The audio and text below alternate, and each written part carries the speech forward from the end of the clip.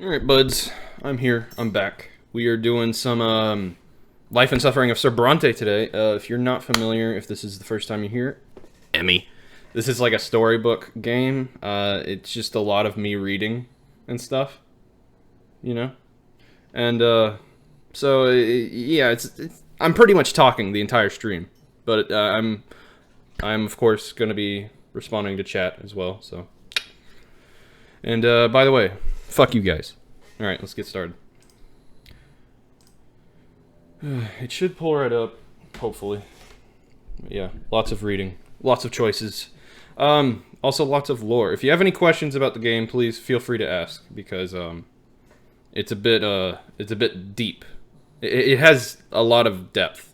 So, and if this is the first time you're here, you haven't really been paying attention, it's not going to make that much sense, a lot. Please give you synopsis. Okay, so. The first week, which was 2 weeks ago, I was born, and I learned about the world, and it's, like, separated into, lots. And there's, like, the lot of the peasants, basically, they are set to suffer. There's the lot of the noblemen, who are set to rule. And I think there's there's the lot of, like, the priests and stuff, who are, you know, they're just priests. And, that's the major lore of this game. And then, okay, and I was born to a noble father and a peasant mother, so I had the chance to join any of the lots. And the decision I made, I joined the noble lot. I figure I can change the lot system from within. That is my ultimate goal, is to fix fucking society from within. Yeah. And, let's see. Let me see what else. Pretty much I joined the noble school, and that was pretty much where it left off. But I make a lot of choices. If anything comes up, I'll be sure to let you know. But yeah. Oh, also, in this world, apparently people can die up to 4 times. The first 3 times, if it's not their time to die, they will come back to life. But if they die 4 times, they're dead for good. I have died once, because I saved a peasant girl from getting run over by horses. And I got run over by horses. So, let's get started. Could I have chosen peasant? Yeah, you can choose peasant, priest, or nobleman. Yeah. I don't know if I'll do 2 playthroughs, because each playthrough is like 15 hours, so I might do another playthrough on my own time, though. But I am 18 years old right now. Alright. So, like I said, lots of reading. Let's get started.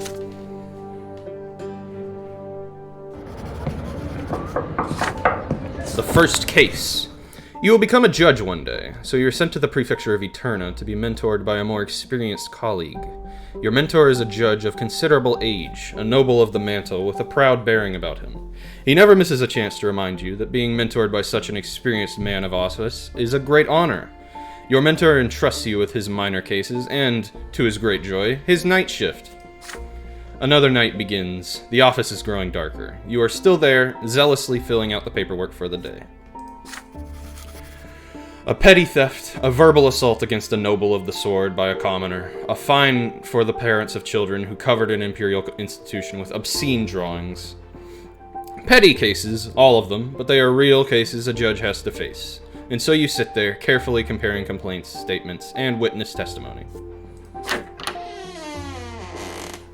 One good thing about America is that you can technically elevate your class. Yeah, that they make that nearly impossible, especially here in the past, like, 50 years or so. Then the door of your office swings open.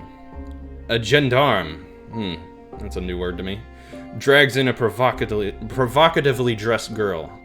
Her golden hair is undone, and her makeup is fiery red. Girls like her sell their bodies in houses of ill repute. The next to enter the office is a stout priest, his face adorned by a nose of remarkable shape and a huge wart on his cheek. You do your best to avoid staring at it. The gendarme gives his report. The girl was arrested with a certain gentleman in the park by the Temple of the Twins. They were committing acts of carnality, an affront to the faith. The huffing and puffing priest interrupts him and starts yelling. He saw her doing magic, he did. The gentleman was enthralled by the girl, and he was glowing like a lamppost. Must be a sinful woman, a devil. Clearly stay away. Yeah, I've been making choices that are like not not really with the status quo. There was one choice I was particularly proud of where like my grandfather, who's like super mired in tradition, came to visit, and he was talking to my dad, and he was like, "Why are you married to this peasant woman? I'm gonna bring you a real wife." And so this noble woman came in, and my dad was like, you know, he was just kind of like submitting and doing, you know, welcoming this woman into her home, and my mom was like about to fucking weep. So I was like, I went up to my dad and I was like, "Why don't you introduce Mother to our new guest?" And he was like, "You know what, son? I think I will." And I got my fucking dad to stand up to my grandfather. It was great. It was fucking great. Anyway, let's continue. I was really happy with that. You gesture for the priest to stay quiet and ask if the gendarme can prove this. The gendarme only shrugs. He didn't see anyone glowing. He arrested the girl for her sacrilegious conduct alone. The man in her company was a noble, so the gendarme couldn't bring himself to arrest her. He does, however, remember his name. The priest is huffing and puffing even louder now. "It was magic," he screams. "You must refer this case to the Inquisition. This witch was loose on the streets of the Empire's illustrious capital, seducing good men with her vile charms." The girl stays quiet all the while. Her eyes are emerald green, twinkling with gold as she looks at you. When she does speak, her voice is soft, like smooth velvet. "My name is Alis, Your Honor. All I did was obey the noble gentleman's wish. He wanted my affection right by the temple, and I dared not oppose him. I did not defy my lot, did I?" The wench looks up and meets your gaze as she says these words. Her eyes reflect the candlelight in the dusk, sending sparks of gold dancing across the walls. The gendarme stands awkwardly by the door, sighing. The priest goes off on another rant. You tell him to be quiet. The day is not over yet. You must decide how to resolve this unusual case on your own. The law says a judge must investigate all circumstances related to a case. You know the name of the nobleman who was seen with this girl in the throes of passion. The gendarme was afraid to question him, but you are a future nobleman yourself, a young judge. Surely you can find a way to resolve this matter with discretion and get the information you need from the nobleman. But perhaps the suspicious lady of evening Alis is at the heart of the matter. You have no doubt she will reveal her true colors if you question her. If the priest was right about her using magic, the girl's fate is sealed. Your Honor. Oh, did I wish Tantan happy birthday? No, I'm gonna do that right now. Text Tanner. Happy birthday, bud.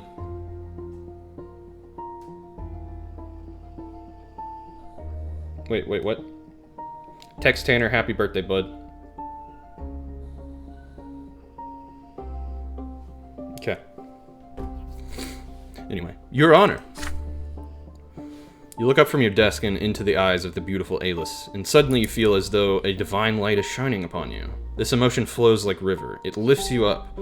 This is more than beauty, more than passion. This is much, much more. Will you resist this call, or will you heed it? Yeah, it sounds like she's using magic. I'm gonna interrogate her. Should have done a Tantan birthday stream. Probably. You dismiss the priest and gendarme and begin questioning Alis. You are alone with the harlot now. She traces lines on your table absent-mindedly with her finger. Her dress still reflects the candlelight, scattering it into golden specks across the walls of the office. You sense something unnatural in these sparks of gold. You've seen these sparks before, once, as a youth. You recall a sunset in Anazot, an abandoned house, and Sophia's deep blue eyes. You cannot help but share the priest's concerns. Yes.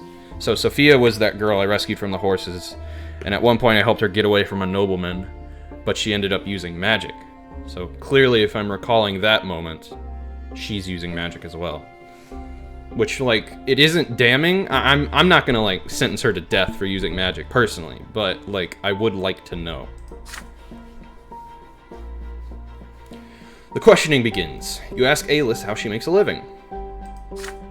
Your Honor, my dream is to become an actress and join the Imperial Theater. But I am just a poor girl of low birth. How else am I supposed to earn my keep? Her trade is none of your concern, you explain. However, engaging in depravity next to a holy site is an affront to the twins. Twins are God. Ayla smiles craftily, and fire flashes in her eyes. The light in her eyes beckons, promising to take you somewhere far away. See, this sounds like magic. You quietly pray to the younger to deliver you from this temptation for the sake of justice. An affront to the gods. On the contrary, Your Honor, I serve the twins. Their love flows within me, and I grant it to anyone who asks. Ayla rises from her chair, licensed. She's glowing, literally. The light emanating from her is now bright enough to illuminate the entire room. This is neither my vice nor my folly, Your Honor. It was the twins' will that I be born this way. I do not control people, I do not cloud their minds. All I do with my gift is help them feel the love of my gods, of our gods, which they have forgotten. And the gods themselves bless me for this. Had the twins hated magic as much as the Inquisition pretends, they would have never allowed me to be born.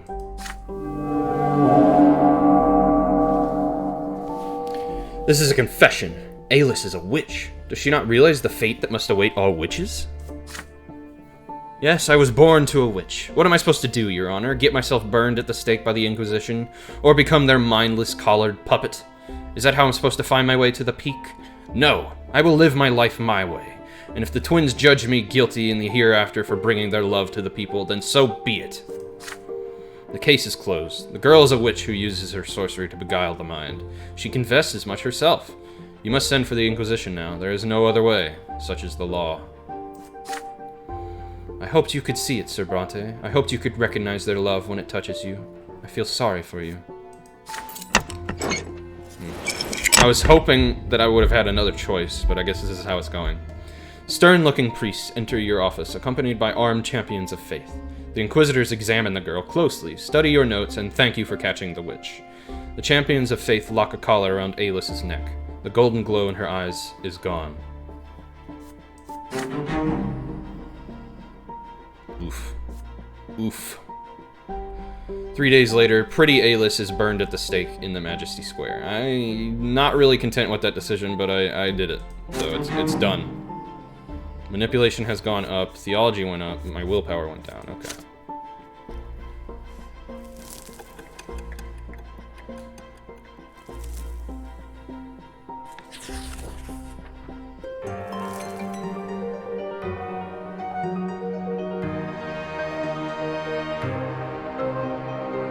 I don't know what you just what that word is right there, Emmy.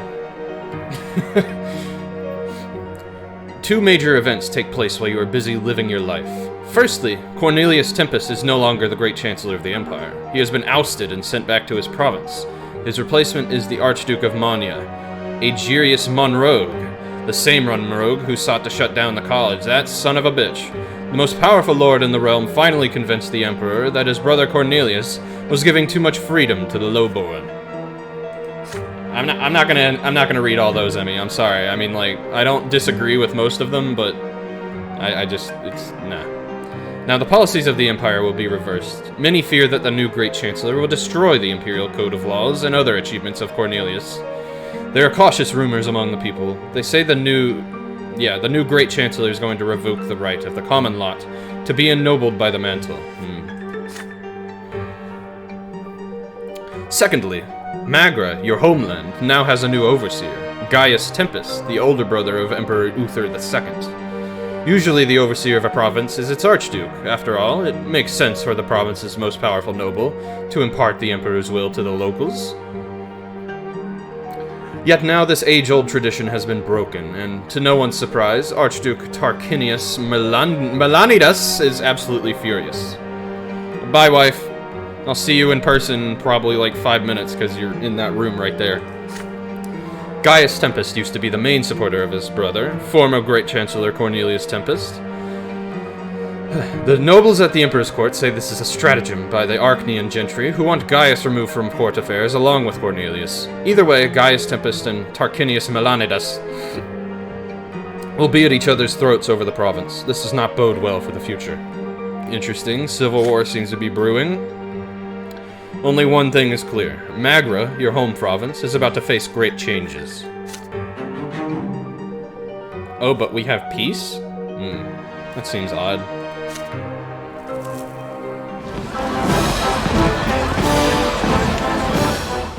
Loud.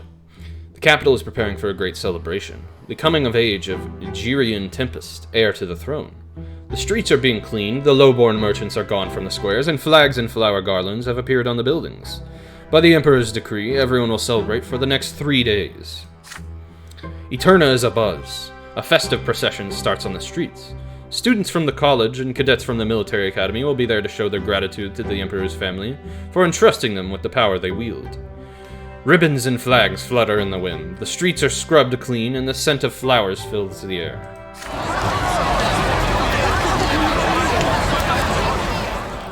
Just for those that don't know, Tomas is like my best bud, who is in the military academy. You march side by side with Tomas, carrying the banner of your province.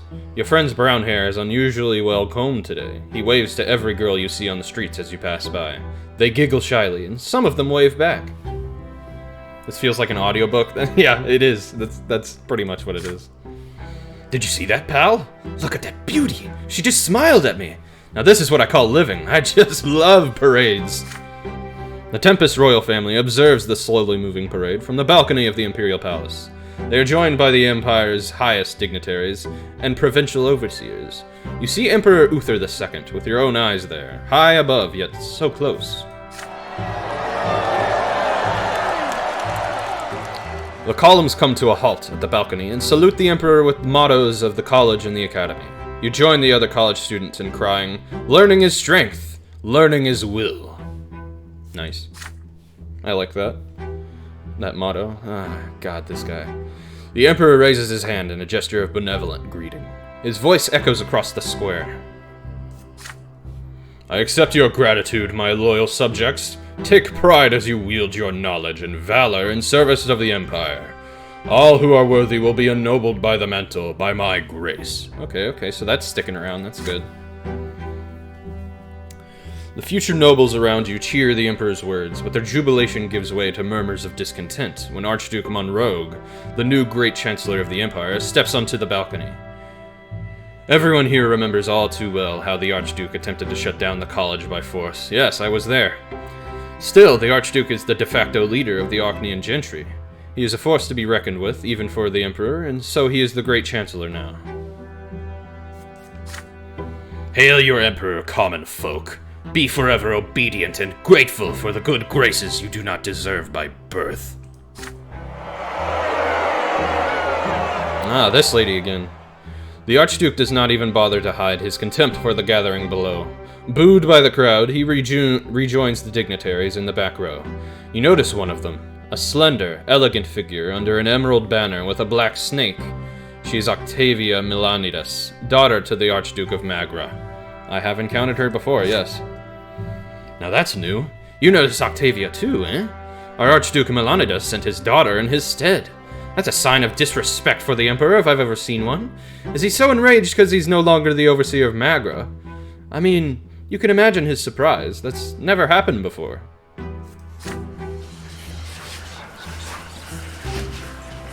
But then everyone grows silent. A young, slender Orkneyan with a shy smile comes forth. There are whispers in the crowd. That's Prince Gerion, heir to the throne. Ward of Cornelius, promise and hope of the common estate. To the left of Gerion is his younger brother Flavius. He is baffled at the sight of the parade below, too young to process what he is seeing. How old is he? He looks like he's, I don't know, at least a teenager. May the twins be kind to you, my future subjects. I promise to repay you in kind and help you prosper in your loyal service to the Empire.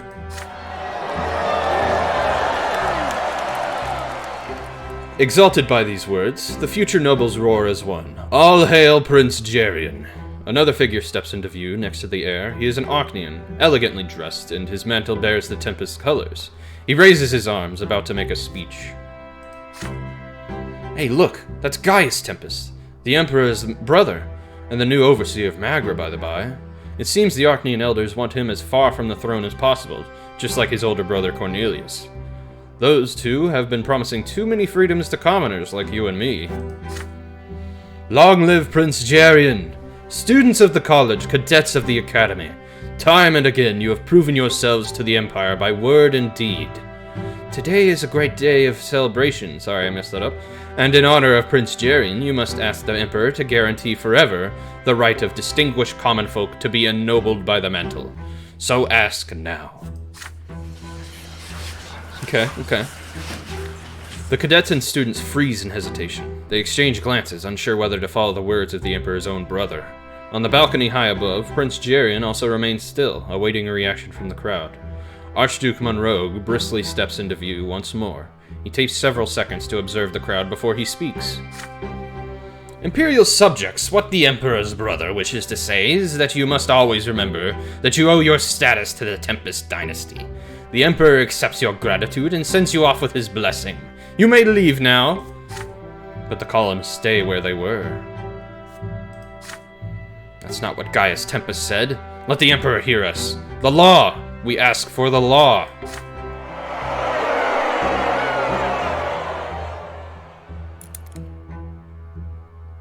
Commotion and murmurs spread over the crowd as some of the future nobles refuse to follow the Archduke's order. There are shouts heard here and there. The law! We ask for the law!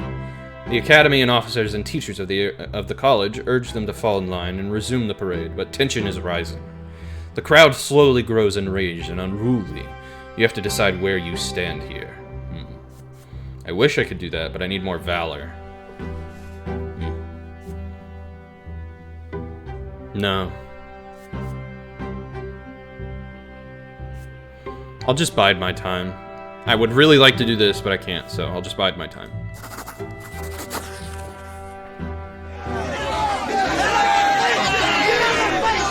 You decide to wait while others demand a new law, and still others try to restore order. Nobody knows how this will end. In the meantime, you conserve your energy and watch the events unfold.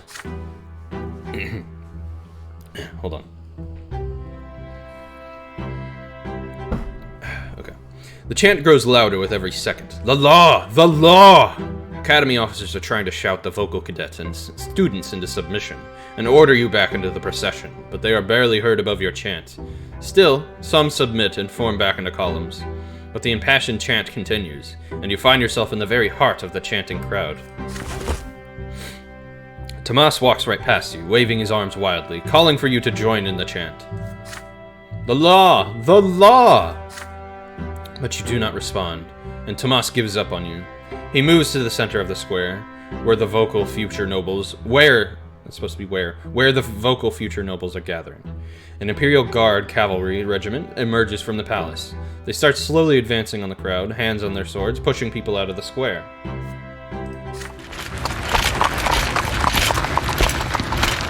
The end of this conflict is clear. Another moment and the cavalry will crush the disobedient youths. You swiftly maneuver away from danger and rejoin your semblance of a column in the procession. The orders of Academy officers and cadets finally have some effect. Most students submit and return to their columns. The commotion in the square is quelled, and the cavalry withdraws. Yeah, Emmy, I would have chanted if I had the ability to, I promise. Emperor Uther II appears on the balcony again. Archduke Monroe, the Emperor's great chancellor, stands by his side. The square falls silent at the sight of the sovereign. My subjects, I can see how overjoyed you are for Prince Jerian, but your show of reverence and gratitude is clear enough. Now follow the Great Chancellor's order and obey my will. Continue the parade and sing the praises of the Tempest dynasty that has given you so much. You're honestly just ad-libbing? Okay, sure.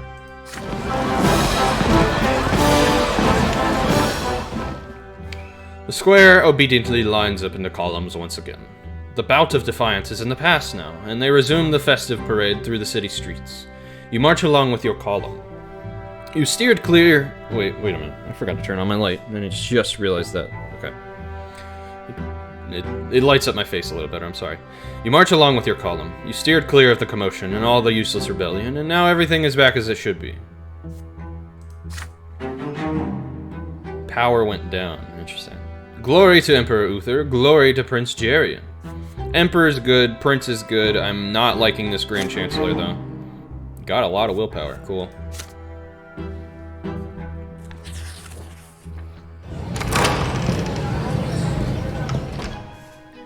Your studies at the college come easily to you. Only now do you realize the importance of all the lessons you had to endure as a child at father's expense.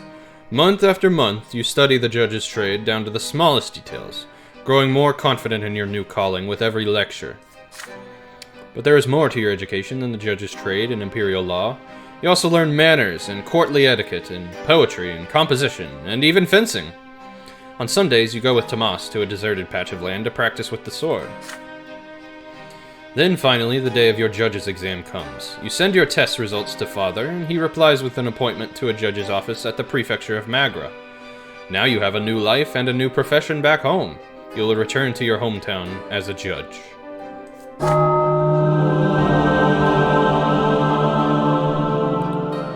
It is early morning at the great temple of the twins. Your heart skips a beat as you step inside the temple. It feels like that day from your childhood again. The priest is standing at the altar, and the temple is divided into two halves.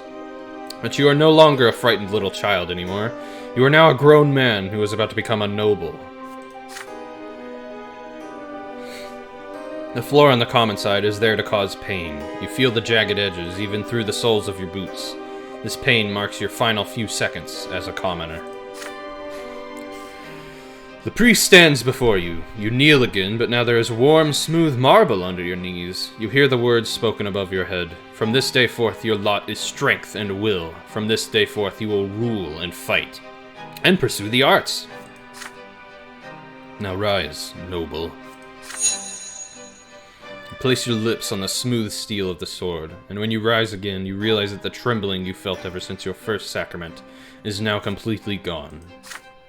You arise a new man, your every motion now uncannily accurate, your thoughts surprisingly fresh, your muscles ready to face the fight. This day feels worthy of a poem, and now you can compose one if you wish. You touch your back. The mark of the lash from your previous sacrament is gone completely, erased forever. You hurry from your sacrament back to your room at the college. Your father's gift awaits you there. A sword. Your very own sword. Now to celebrate. All college students are invited to the college tournament, and then a party. The sword feels wonderful in your hand, a promise of future victories.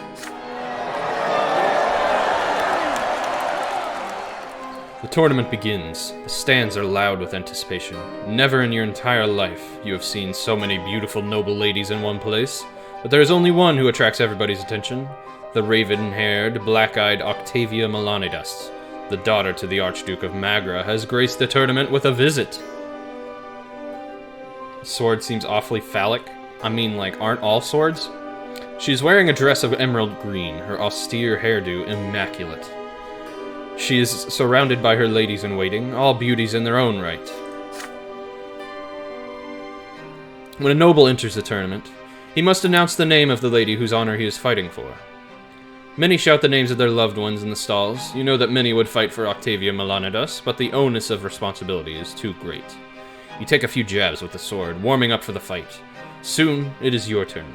All eyes are on you now. The young lady Octavia hides her face behind the hand fan, yet her eyes watch you with curiosity.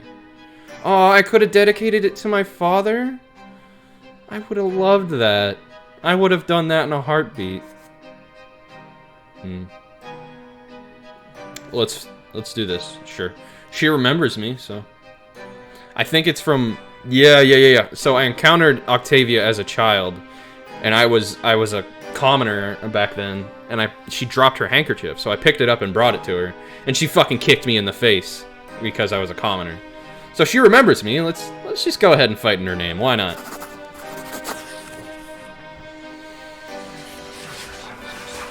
You approach the stalls and shout clearly and loudly. You will fight for the honor of the young Duchess Octavia Melanidas. Slowly, she rises from her seat. The stalls grow quiet. If you suffer defeat after such insolent words, you may face the ire of one of the ancient Archnean dynasties. Sir Lucius Brante. How do I know this name? Ah, yes, you have already dared to draw my attention once. In memory of our amusing encounter, I will grant you the honor of fighting in my name. Do not disgrace it.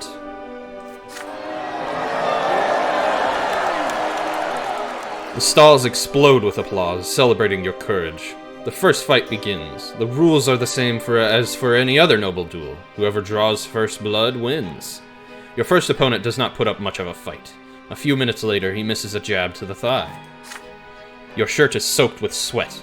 The hilt of your sword feels slippery on your wet fingers. From behind her emerald hand fan, Octavia watches you closely from her seat. Ah, yes, I am reading to you, Ken. Also, happy birthday again. Hello. His name is Lucius. I actually, I got to write my first name. That's why his name is Lucius. I think, last time I streamed this, someone came on and was like, wow, how convenient that his name is Lucius. I was like, about that. Okay.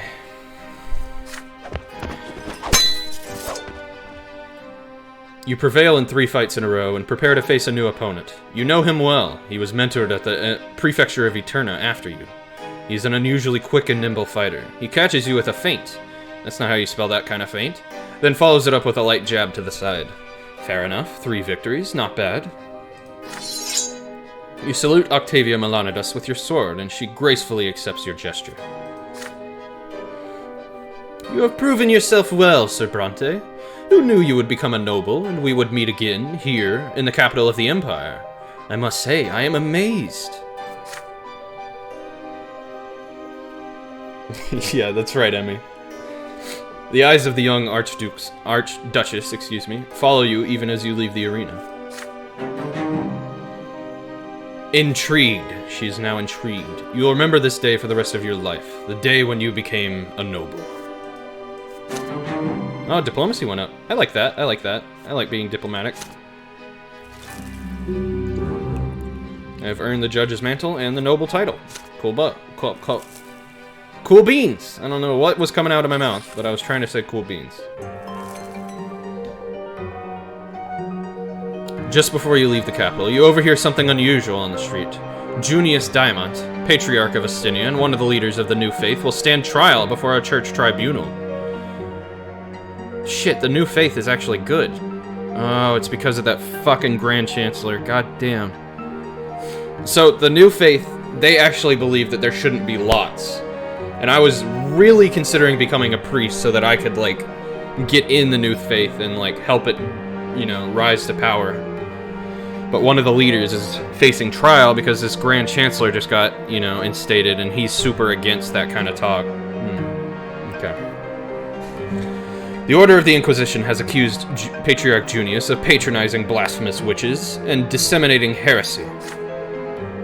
The Holy Tribunal claims that Junius Diamant was scheming to free all witches and sorcerers from the collars that fetter their accursed powers.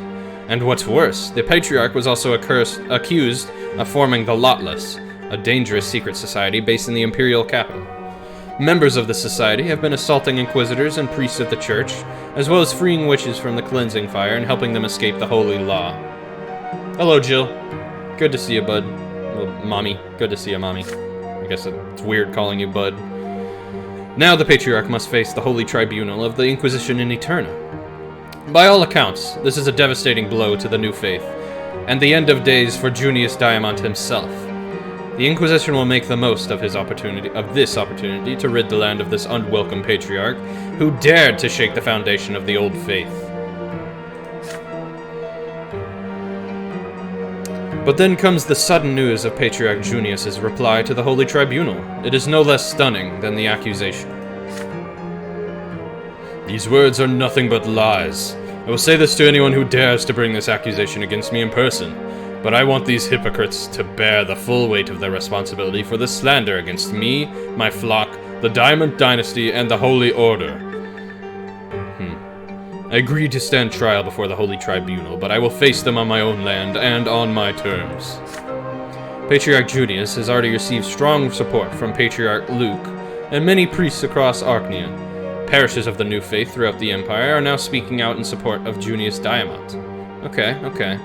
The Church of the Twin Gods is about to be rent in twain. The Inquisition has no choice but to revoke the trial in order to avert the coming schism. Their new official stance is that Patriarch Junius has been wrongfully accused, and that the Holy Tribunal will now apply more cautious judgment during any further trials against the followers of the New Faith. Following the teachings of Patriarch Fotis is no longer seen as heresy by the Inquisition. Oh, good. Good stuff. The New Faith is getting power. The trial of Junius Diamant has been averted, but the divide within the Church is only deepening.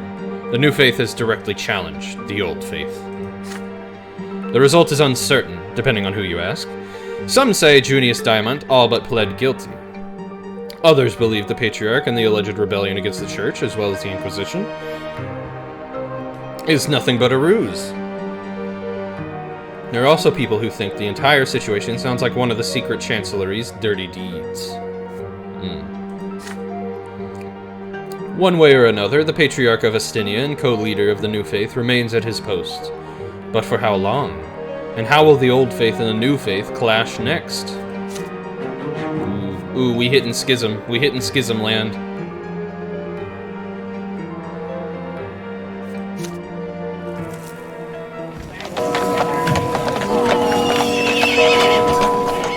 The Reglada and Talrina rivers meet outside the city walls. You've barely left the capital since you came here all those years ago. A breeze is blowing on your face, and the bright noon sun hangs above the shining pillar. Your stay in Eterna has come to an end. You arrived here a boy, full of hopes and aspirations, driven by your family's expectations, and a desire to live your life as you saw fit.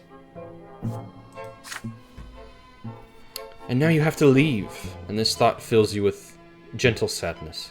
Eterna did not become your home, and yet you have finally found your path here. Here in the capital, you have become a nobleman and a judge. Now you are one of the rulers, the warriors, the pleasure seekers, the creators, those who spill their blood for the empire, and family and honor, those who keep and honor the age-old traditions. This is your lot now. I ain't honoring those old traditions. At least I don't want to. You are to work in the prefecture of your home province as a judge. Your path to this goal was a long one, and your friend Tomas was by your side all the while. You fondly recall your walks through the streets of Eterna, your secret fencing lessons, your heartfelt discussions. You have no doubt your future back in Anazat will be full of glory. And then you recall the black, enigmatic eyes of Octavia Melanidas, an Archnean from one of the great dynasties, a woman whose beauty and majesty make you tremble. You heard that she would be returning to the court of her father, the Archduke in Magra. Will you ever see her again? You will meet father once more. He tends to hide his feelings, but not this time. After all, you have fulfilled all his hopes, succeeded in your studies, and continued your family's noble legacy. Many things must have changed back home by now. You recall your older brother Stefan. Now that you have been ennobled, you are practically equals at last. This means you should follow an old tradition and bring Stefan a gift, and so you head for the market district of Eterna. Soon you are busy trying out swords at a weaponsmith's shop. There's a lot to consider for this gift. Stefan is taller, and his shoulders are broader, which means his sword must be heavier and longer. There can be no embellishments. Stefan would scoff at you if you brought him an extravagant weapon. At last you find a suitable sword, blackened steel, a subtle ornament of leaves on the blade, and a grip shaped like women vines. Okay. It resembles the seared soil of Magra beneath the silver tree. Thank you for the compliment, Emmy. I think that's a compliment. You choose the sheath with the same diligence. There. A light wooden frame, bound in thin, yet sturdy leather, will make the blade easy to draw, and the buckle is sturdy enough. You leave the shop, satisfied. Oh, hey! Stefan's becoming closer. Cool. You leave the capital the morning after. Eterna, the city where you spent 4 years, slowly disappears on the horizon. Will you ever see the capital again? You do not know. The sword, a gift for Stefan, is in your hands. I'm returning home. Alrighty.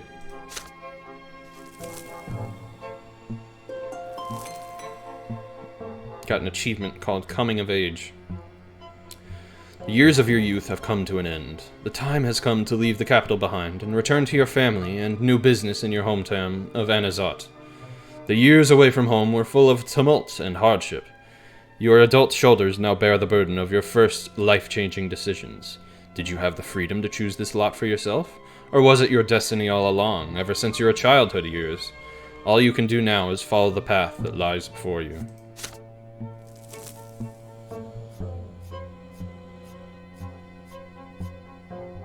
Cool.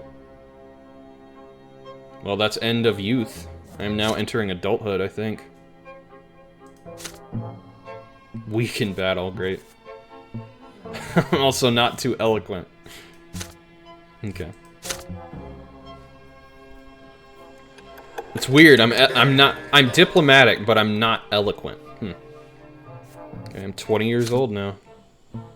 Can't drink yet. A full adult now, I returned from the capital a changed man. Yet, my hometown was not the same as I had left it. Fate had difficult times in store for all of us. Okay.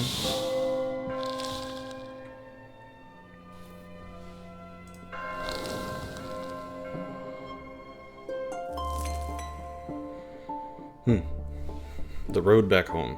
As the carriage wheels clack a steady rhythm over the cobblestones, you watch the lands of Magra, rendered dry and desolate by ancient magic, sail by the window. Tomato potato! Thank you for the hydrate. Appreciate that. And Emmy, you're heading out. That's cool. I appreciate you being here for as long as you could, and you have a good day too, bud. If you feel like coming tonight, you know, you'll hear more reading. Okay. You watch the lands of Magra, rendered dry and desolate by ancient magic, sail by the window. You are back in your home province, but you are no longer the boy who left it by this very road 4 years ago. You return a nobleman and a judge. You are continuing the family trade. You have returned to serve at the province's prefecture. Your home, Anazat, is but a few hours away along this dusty road. The carriage is stuffy and hot from the sun, even with the thick blinders shut tight. It is a familiar heat, but you will now need to get used to it again. Yeah, fair. The heat weighs heavy on you, but it also reminds you of your childhood. You will see your family again soon. To pass the time before you return home, you read your father's most recent letter. Again and again, you carefully reread your father's uneasy words, steeling yourself for your first real job and the service that awaits. Dear Lucius, I anxiously await your return, my son. You are the third judge in our bloodline, the pride of our family. Yet these are hard times for a judge. By the Emperor's decree, Archduke Tarquinius Melanidas is no longer the overseer of Magra. The new overseer is the Emperor's own brother, Gaius Tempest. And now our province has been split by enmity and strife between the Archduke and the overseer. The nobles have split into two factions, and so too have the commoners. Some side with the Archduke, loyal to their liege and determined to follow the traditions of old. Yet many judges and officials are eager to side with Gaius Tempest as the new overseer. Compared to his brother Cornelius, he is less radical and more cautious, but he, too, seeks to transform the empire and bring the estates to peace. I'm kind of siding with Gaius, then. Yet other Archnians are outraged that Archduke Melanidas has been deposed. One among them is Dorius Otten, High Commander of Magra. Although Otten and his men are sworn to serve Gaius Tempest and follow his orders, it is no secret that his loyalty remains with the Archduke. While Gaius and the Archduke are at odds, there has been no open confrontation. Yet, I fear their patience may run dry. run dry. As for the judges at the prefecture, every day we deal with more and more litigation between nobles and commoners. Yet there are no imperial laws that clearly formalize the rights of all three estates. Wisdom, honor, and conscience are every judge's best advisors these days. I need some water, hold on.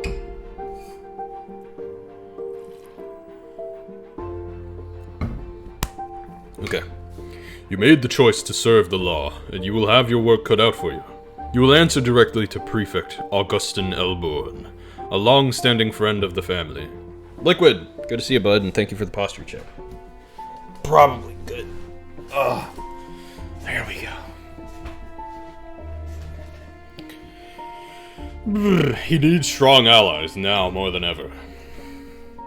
With the support of people such as you and I, the Prefect intends to alter the fate of our province. I'm looking forward to seeing you back in Anazat, Lucius. No back pain, unlike you, like sleep on floor. Oh, that's right. Has the people come to fix your AC yet? Or, I know you said it started working, but I assume they're still coming to check on it. Tomato potato, you said no pain, no gain. You put the letter in your back in your pocket. The walls of Anazat have finally emerged on the horizon. A challenging job at the prefecture awaits you, but first, you are going home. Yeah, I want to see my family. Oh god, look at these events. Otten is sentenced. Shit.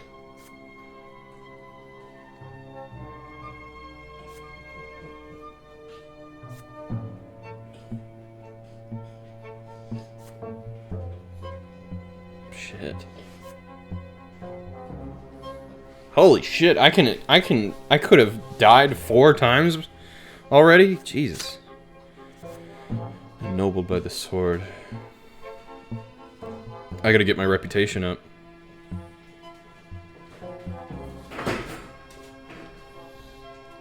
Rocky, get out! Jesus.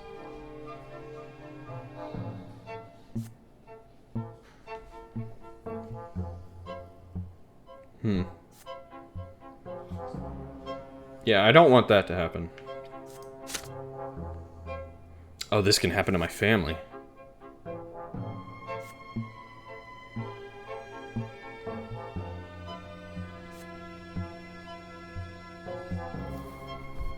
Oh. So many good things can happen with the family here. I love this.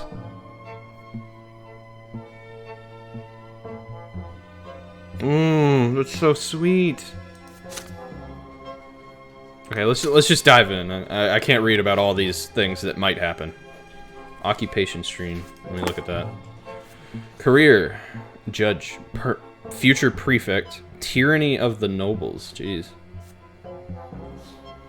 Commoners are protected. Commoners seize power. Interesting. Interesting. Okay.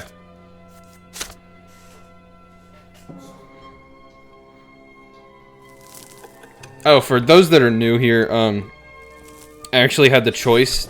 Okay. When I started the game,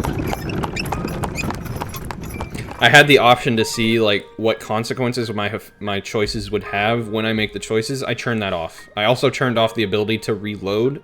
So any choice I make, I have to stick with it, and I don't know what's going to happen when I make that choice. So that's the way I wanted to play, especially on stream. Like I said, once I stream like a full playthrough of this, I might go back and play it on my own. But it seems like that's the most entertaining and authentic way to play it, I think. So yeah. The carriage stops. The familiar gate. Your bedroom window. The same one you used to climb out of at night from time to time. What is this game? Oh, this is called The Life and Suffering of Sir Brante. Yeah. It's like I mean, it's basically a storybook game where you just make choices, but I really like that kind of stuff, so here I am.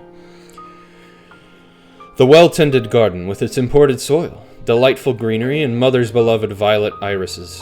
The porch you used to jump off when you were little. You are home. You touch the handle of the front door and halt for a moment. It has been 4 years since you left for Eterna, but it feels like yesterday. The air inside is cool, as usual. Father cannot stand a stuffy room, and insists on constantly airing out the house. You hear hurried footsteps coming from the direction of Father's study. Before you have time to take off your traveling cloak, you are crushed in Stefan's strong embrace. Ah! Your brother has grown taller and more broad-shouldered. He looks like a fucking man now. Jeez. When he detaches himself from you, you notice how harsh his features have become. He looks even more like grandfather now. Yeah, he does. You've grown so much over the last 4 years, Lucius. Just look at you. You left a low-born boy, but you've come back Sir Brante. I'm so glad you've joined us in the noble estate. You respond by giving your brother a wrapped gift. Oh, hey, Emmy, no sampling this morning. Cool. So are you sticking around? Or you do have other stuff you gotta do? Stefan unwraps it carefully. When he sees the sword, a boyish smile appears on his stern face. It's beautiful. What a wonderful gift, brother. Maybe I should start a collection. What do you think? Of course. Okay, I'm glad you're here, bud.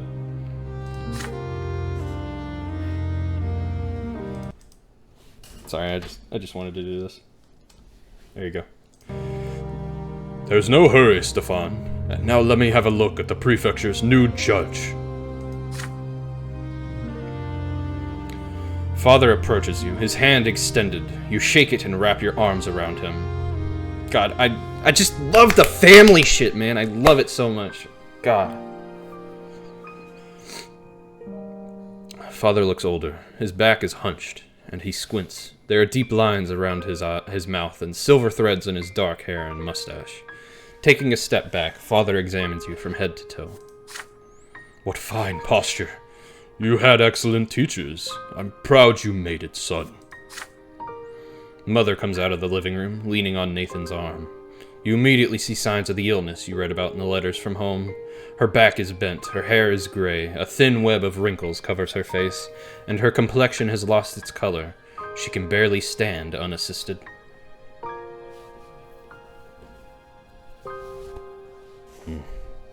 I hope she makes it. Yeah, it requires a sub. It doesn't require... My weeb doesn't require a sub, it requires bits, so... Can you do commands for bit stuff? I don't even know. I don't think so. Nathan leads Mother to you, slowly, very delicately. She embraces you. You press your face into her shoulder, breathing in the... What? Oh. Breathing in the nearly forgotten, dearly beloved smell. Mother holds your shoulders and studies your face for a long time.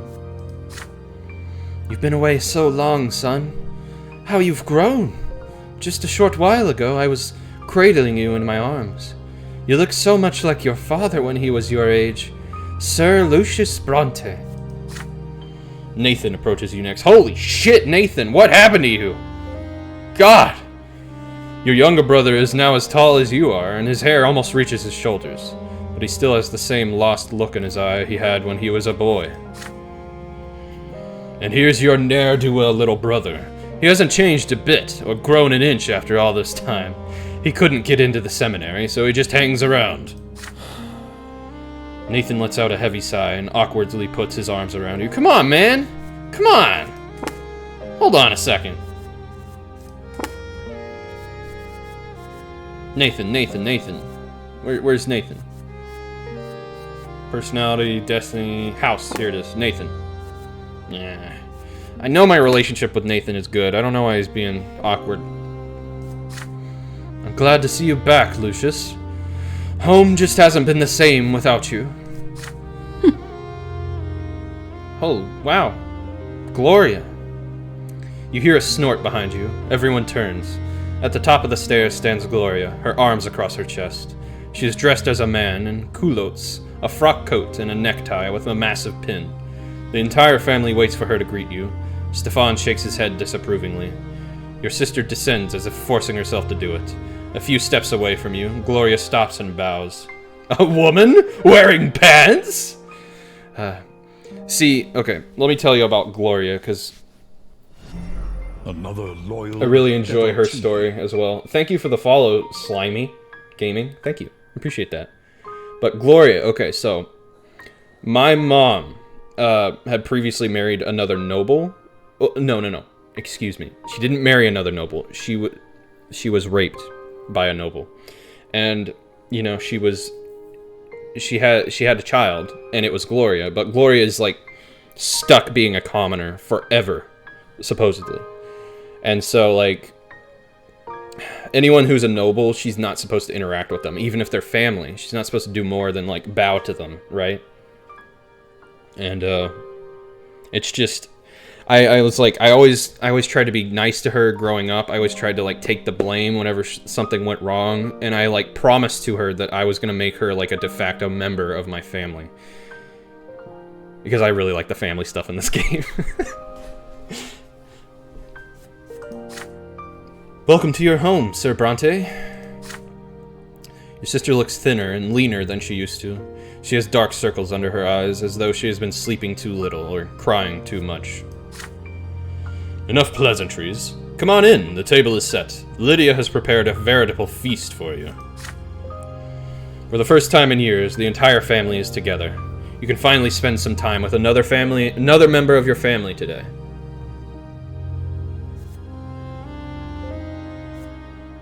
I want to talk to Gloria. It's been a long time, and I want to show her that I still find her to be a member of the family.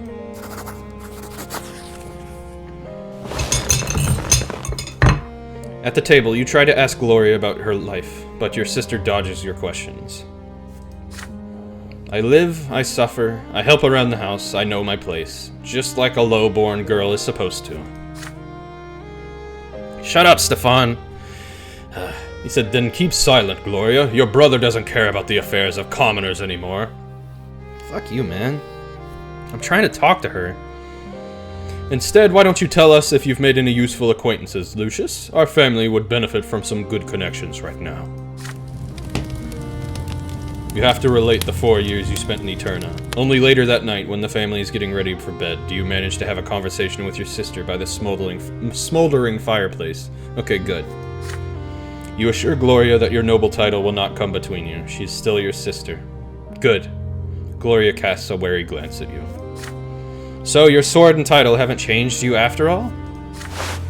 Giving in to her feelings at last, Gloria buries her face in her shoulder. I love it! I love it! I love it. I'm so happy. You caress your sister's disheveled locks. I really hope you'll always be my brother, Lucius.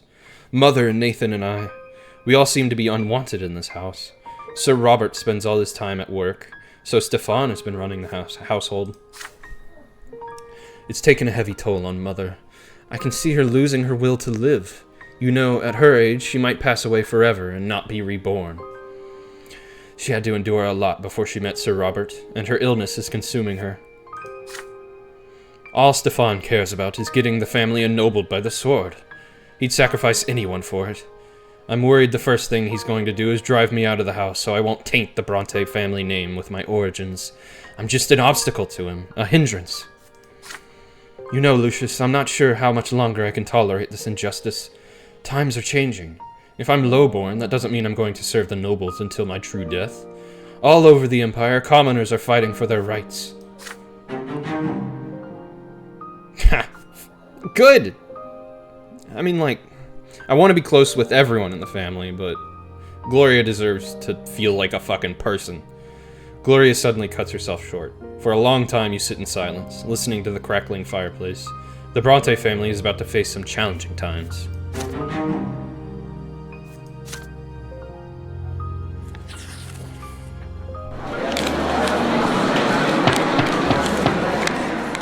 Your service as a judge begins today. You get dressed early in the morning, donning a brand new jacket with a cravat and hat. It's an immaculate look, if you dare say so yourself. You head to the prefecture with Father. The prefecture moved recently. It now occupies a massive new building of white sandstone in the very center of Aranzat. A stone statue looms over it, the sword of the younger twin, the divine law that directs worldly judgment. All legal disputes in the province are to be resolved here. You and Father walk up to the marble stairs, past the commoners, merchants, and lesser nobles, all petitioners and litigants, huddled by the pillars.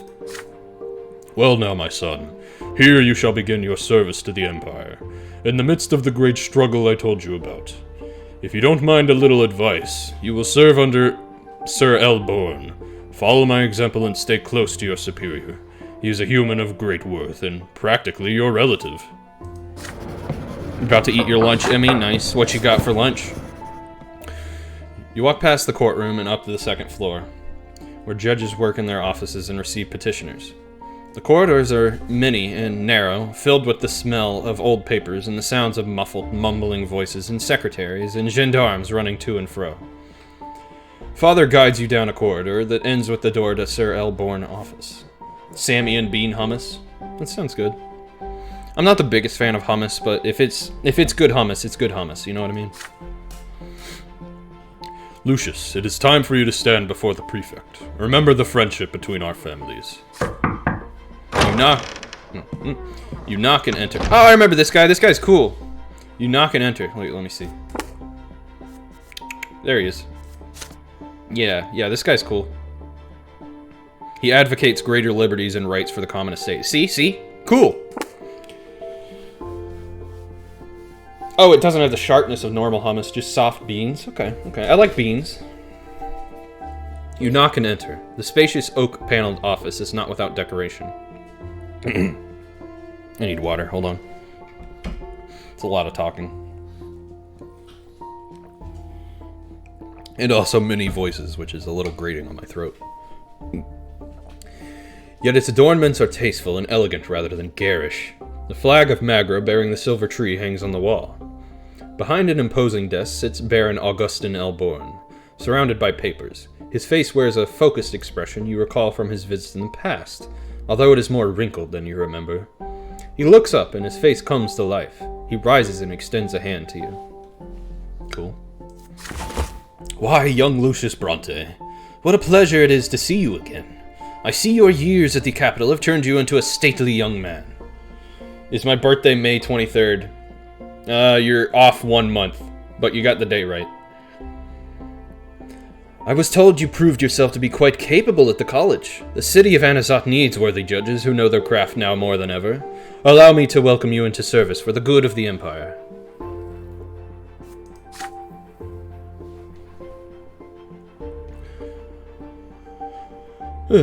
I'm sure you already know the basics of judicial work. Little do you know.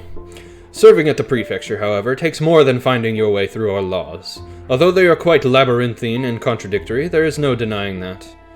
Anywhere you look in our province, you will see friction between the estates. Old noble blood, new nobles, rich commoners, poor commoners. They all have their legal disputes. Excuse me.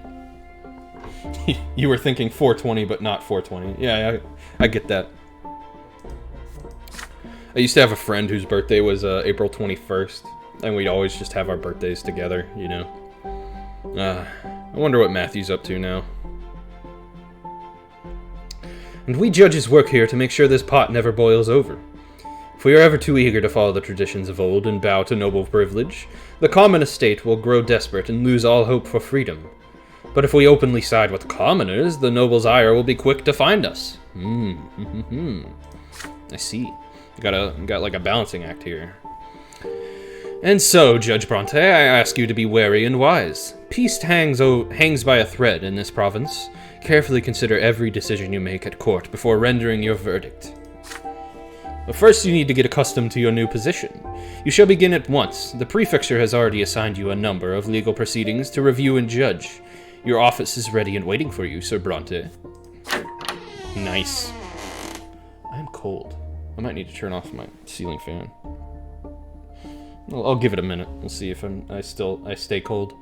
The instructions are over. The work begins. You recognize your new office by the brass plate on the door reading Sir Lucius Brante, Judge. You find it rather cramped on the inside, yet still reasonably comfortable. Okay. Hey, hon.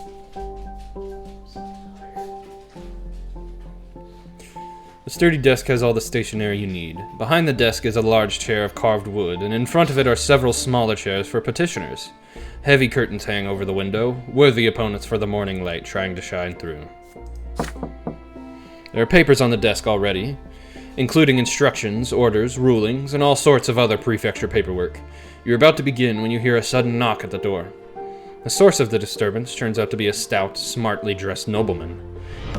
Whoa. A new subscriber arrives. Herman! It fills you with determination. Good to see you, bud. Thank you for the resub. Glad you could pop in for story time at Lucius Light. With Lucius Light. The source of the... Yeah. He greets you with an elegant bow, and you would not have expected... You would not have expected from such a sizable individual. Jeez. I mean, like... He doesn't look that big, man. You resubbed a while back, but Twitch demands you flex. Yeah, that's how it goes. How am I? I'm doing well. I try to, I know I'm not as active in your streams as I have been in the past, but I always try to lurk whenever I can, bud. It's good to see you, though. I missed you, too. Our old classic bestie. I still remember that I popped your cherry, Herman. Sir Brante, congratulations on your first day of service. Allow me to introduce myself. Judge Carlo... Fuckagraben. Fuckgraben. A humble servant of the law like yourself. It is my hope we will become fast friends. It depends on who you are as a person. And now, if I may, a word of warning to help your work progress smoothly, as a token of our future friendship. I am aware that Sir Elborn is your immediate superior. As a loyal servant of the Empire, you will, of course, take his word as your guide. Yet there is no reason to neglect all of the other judges of the prefecture, all of whom are noblemen of great worth. Their guidance will certainly aid you as a judge. This guy looks like Macklemore meets Biggie. Oh man, how right you are. Holy shit. I love that. It's so good. Well played, Emmy. Judge Carlo Falkengraben will now be how you introduce yourself at every Christmas dinner. Okay. It will be my pleasure, Sir Brante, to facilitate your introduction to the noble judges of the prefecture as soon as possible. I see glory in your future service to the Empire, yet it certainly cannot hurt to receive reassurance and support when you might need it most. I shall not detain you any longer, but if you wish to make some valuable connections, my office is right across from your own. Okay. Hey, what's up, hon? Okay. Ask father for advice. I like that. Another elegant bow from Judge Falkengraben. I really like that name. And the door closes. You are alone at your desk once again. The scorching sun is rising over the province behind the window. Today is an important day. The day when you are to take your first steps in your new profession. What will you focus on today? Kind of looks like DJ Khaled. Yeah, he kind of did. But I think the outfit screamed Macklemore.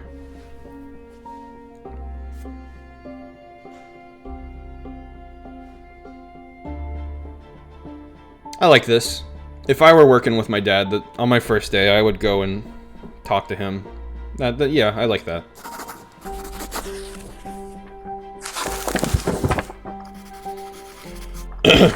For a while, you busy yourself with paperwork and upcoming cases, until you remember that Father's office is right next to yours. Wow, that's awesome. I love that. He used to help you master the intricacies of Imperial law at school. Perhaps you could benefit from his experience and guidance now. You shift the case folders aside and walk out of your office. Your father is in his office, standing at the window with a deeply pensive look. The subject of his thought is in his hand, a letter bearing the Archduke's seal. He turns around and pats you on the shoulder, then asks you about your meeting with Sir Elborn. This is such an intricately written game. I know! I love it so much! I would love to, do more games like this, too. I mean, I'd probably, 1 or 2 games between, but, I'm really enjoying playing this. I'm not even really playing, I'm just reading. A few moments later, you ask him to give you some advice and fill you in on the situation at the prefecture. Replay as a peasant, do it? Maybe.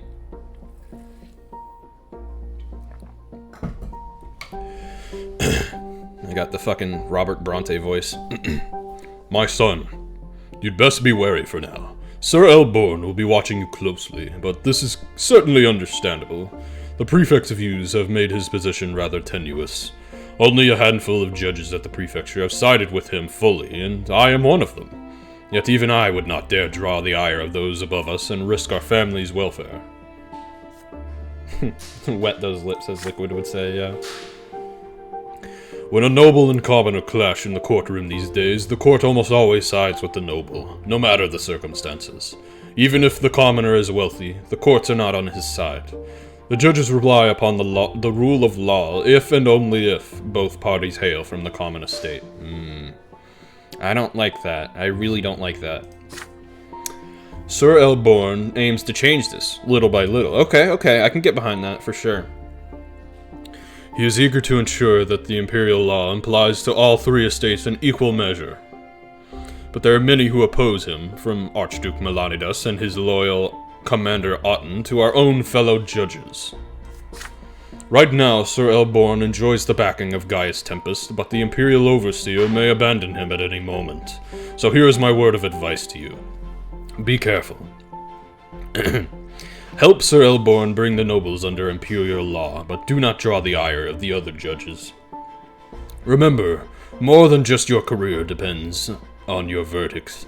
Even a single careless judgment may be enough to bring our family into disfavor. Okay.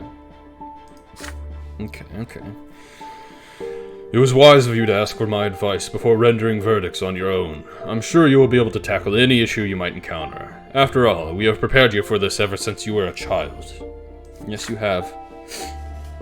Your discussion continues. Father shares his own experience of carefully siding with the common estate whenever possible, while properly respecting the privileges of the nobility. Okay. I mean, my dad married a commoner, so clearly that is his goal, yeah. Okay. Even a partial victory in such a legal dispute comes as a great surprise to any commoner. Soon the vermilion rays of the setting sun fill Father's office. Your workday has come to an end. As you walk through the corridors with Father, you see the other judges watching you closely. Ugh. There's a knowing look about them. Sir Fakagraben, your new acquaintance, is one of those judges. Sir Brante Sr., Sir Brante Jr., good evening to you. It is a joy to see a son following in his father's footsteps, both in and out of the courtroom, I assume. I still believe you would do well to take me up on my offer. A grown man needn't cling to his father's coattails, although the decision is yours, of course. What a fucking dick.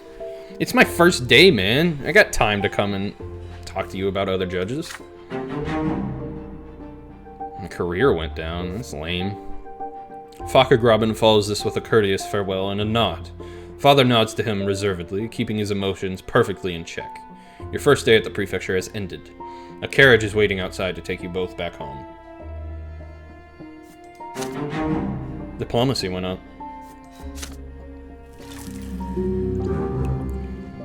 Cool.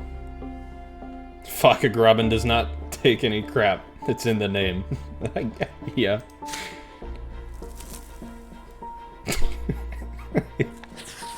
I like that. A reception at the Brante residence. Okay, we got more family shit. Let's go. You come back home after a short stroll through the city. As soon as you set foot in the house, you are greeted by Stefan, who invites you to have a talk in Father's office. When you enter the room, Father has a heap of letters in front of him and is signing them one after another. Son, Stefan and I must discuss an important matter with you. While you were in the capital, our family formally petitioned the overseer to grant us the nobility of the sword. We have 3 generations of noble blood already. We have the right to make our nobility hereditary. Your grandfather took the first steps toward the nobility of the sword as soon as Stefan was born, and now we are on the brink of becoming the El Brantes. If Overseer Gaius Tempest and the nobles of the province deem us worthy, we will receive a hereditary title. All nobles of the Brante family will remain noble forever, as will their descendants.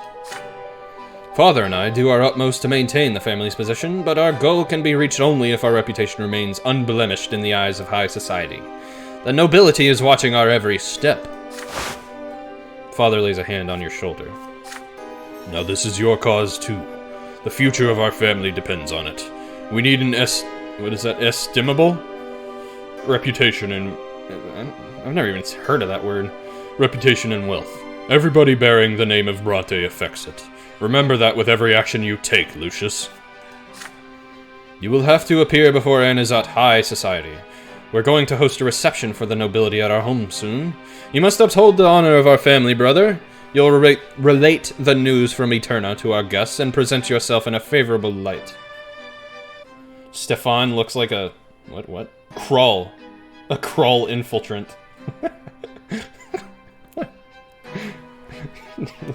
I mean, like, he's kind of a douche, but he also has a heart of gold. Like, at one point when I was a teenager, I caught him, like, he was deeply in love with this girl, but she was way above his station, and I helped him get away with it. That was probably the most wholesome thing I've done with Stefan. Shit, sorry. With Stefan at the helm, the entire family spends a full week preparing for the majestic reception. The house is flooded with decorations and new tableware, delicacies are cooking in the kitchen round the clock, and the napkins now bear an embroidered oak branch in chains, the Brante family crest. Gloria is the only one to neglect the common cause. Were it up to me, I wouldn't be seen at this hypocritical gathering, but I don't want to let Sir Robert down. He's the only reason I plan to stay for the event. What about me? I thought we were buds. The evening of the reception has come. Dignified conversations and the clinking of glasses fill the house. Among your guests are many highborn, powerful people. Your father and Stefan dance from guest to guest, making sure no one is overlooked.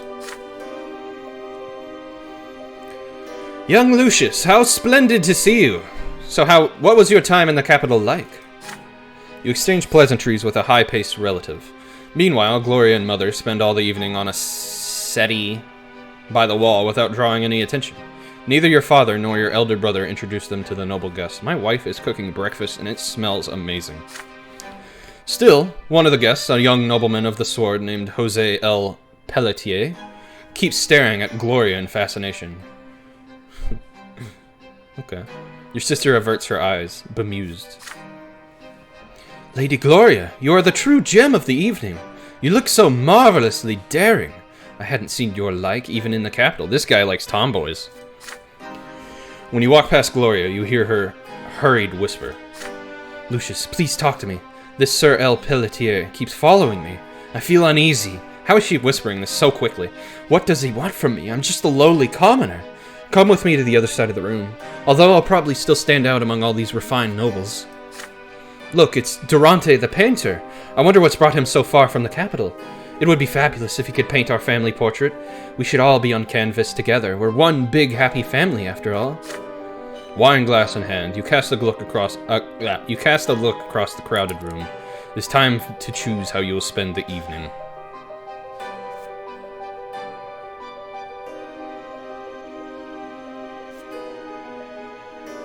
I agree with this. I didn't win.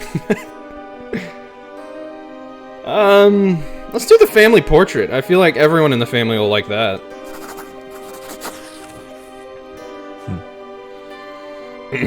The artist is scrutinizing the portrait of your grandfather on the wall of the sitting room. You will always remember grandfather like this. His heavy, searching look, his hawkish features, his imposing body, and the cane he kept in his hands at all time. Yeah, new people that haven't seen the other parts of this, grandfather was a dick. As if by pure chance, you pass by Durante and mention that the portrait was painted by a local artist.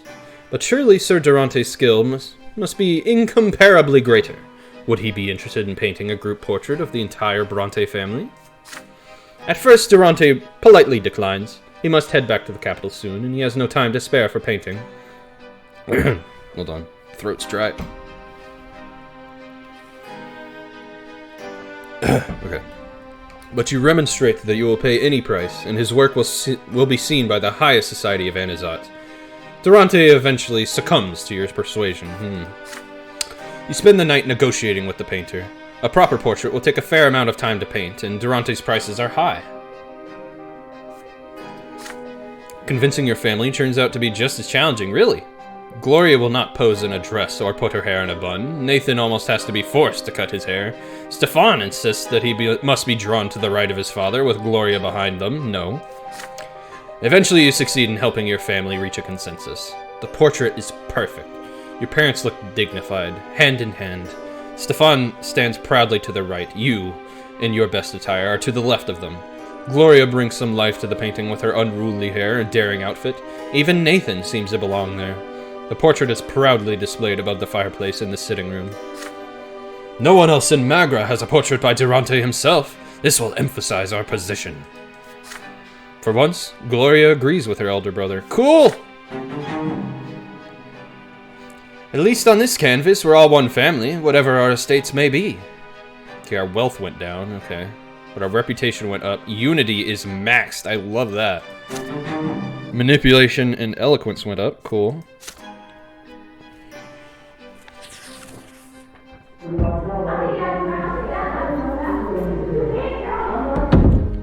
The Brante family, the Brante home has been uneasy for several months now. Sorry, I have something in my throat. This happens after a while. Congrats on your sandwich, Emmy. The Brante home has been uneasy for several months now. With father traveling all over the province for his judicial duties, the animosity between Stefan and Gloria has grown into a full-blown feud. Your elder brother tries to use his position as heir to keep his sister in check and make her behave in accordance with her estate. Gloria repudiates his authority. Their fights rock the house on a daily basis. Honestly, I'm gonna side with Gloria in almost every one of those fights. Eventually, after returning from his latest trip, Father gathers Stefan, Gloria, Nathan, and you in his office. His somber look portends a difficult conversation. Stefan gazes at his father defiantly. Gloria is poised to lash out and run away. Nathan quietly keeps to the side. Children, for a long time now, our family has been striving to become nobles of the sword. Every noble member of the Brante family will earn a hereditary title. This is your grandfather's dying wish. Gloria sighs loudly. Then why am I here, Sir Robert? She's right. This is a Brante matter. Wait until I finish, Stefan. Fucker. I am still the head of this household. If you are truly so concerned about honor, show your father some respect. Get owned, nerd. It can't be helped. Not all of us are noble, but now we must be united as never before. We must work together to protect the reputation and wealth of this family. But you, Stefan, perpetually humiliate Gloria. Father, all I'm trying to do is put her in her place. You know perfectly well the consequences of any attention Gloria might attract. Our every step is being observed. The nobles will make pariahs of our family for all eternity if they remember Gloria's filthy origins and your reckless marriage to Lydia. Dude, that's your fucking mom. Father turns red in the face, but with considerable effort, he remains composed. That is so. Our grandfather did everything in his power to remedy your mistakes. Please, Father, don't repeat them. Gloria speaks up. I'm just trying to live, Sir Robert, but Stefan wants to lock me in a cage so nobody will ever lay eyes on me. That's not it at all. You are lowborn, but you don't live by your lot. You do whatever takes your fancy. You're constantly grumbling about the order of things. Did you know, Father, that she defies all prohibitions by continuing to write poetry? As far as you're concerned, anyone who contradicts you is an insurgent. When will you grasp the idea that you may not argue with a nobleman? I am the heir of this family, and my word is your law. God. Purple with rage, Father slams his fist on the table. It is rare to see him so furious. Both your elder brother and sister instantly fall silent. Frightened, Nathan shrinks into a corner. Hold your tongues, both of you. Let Lucius speak. He has witnessed your quarrels. He should know best which of you is in the right.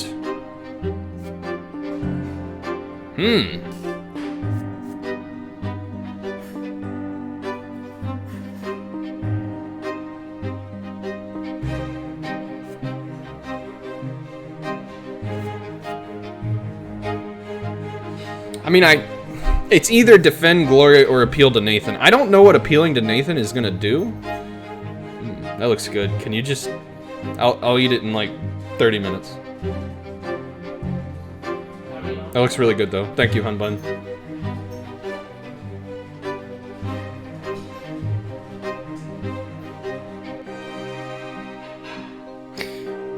I mean, you say defend. I mean, like, it's a close second, but I'm gonna see if Nathan can actually do this, because if he fixes it, he's gonna get like a bunch of, you know, I'm gonna get relation with him. I don't know. Fuck. Tomato, thank you for the posture check. Fuck.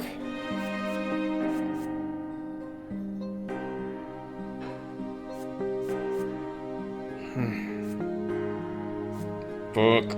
Oh, thank you for the hydrate liquid. I'm not gonna send Gloria off. That's like... Nah. You might as well be siding with Stefan if you do that, you know?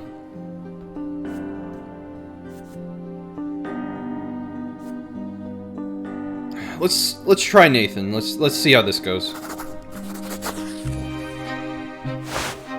To everyone's surprise, you turn to Nathan. He meets you with a quizzical gaze from under his unruly hair. You point out to Nathan that he has studied theology after all. According to the holy teachings, how should a brother and sister act?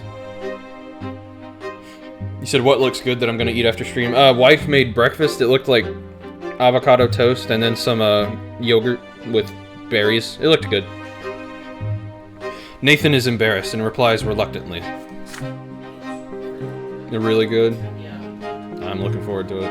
I put your hot sauce on it. Ooh. Nice. Gloria refuses to accept her lot and live like a commoner. I understand her, but the gods will neither understand nor forgive her. Okay, I don't like this. Nathan is transfigured. His face lights up and his voice is suddenly strong. You, Stefan, don't understand your lot completely either. Okay. Alright, Nathan. Alright. Ruling does not mean being a tyrant. Okay, Nathan. Ruling entails taking care of those beneath one's station. What? Are you trying to teach me how to live by my noble lot, you dimwit? Fucking tyrant. You side with Nathan. The prophet Isatius himself interprets the noble lot as taking care of the other estates. So if Stefan uses his power to humiliate people who displease him, he is violating his lot. Wasn't he the one who spoke to you about the nobleman's duty to protect his family when you were searching for Gloria in the far corners of Anazat all those years ago? Stefan frowns in displeasure, but has no response. Of course you don't. Next, you turn to Gloria. The lowborn lot is suffering.